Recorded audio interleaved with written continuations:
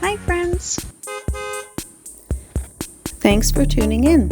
If you like this video, please give it a like, comment below, and take a moment to subscribe to our channel. Welcome to St. George Island, Florida. In this video, we'll mainly travel along West Gulf Beach Drive.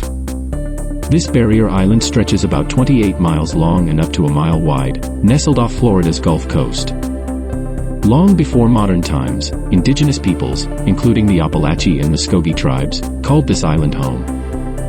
They relied on its abundant resources for fishing and gathering shellfish. In the 16th century, Spanish explorers arrived, marking the beginning of European influence in the area. In the 19th century, the nearby town of Apalachicola became a bustling port, especially known for the cotton trade.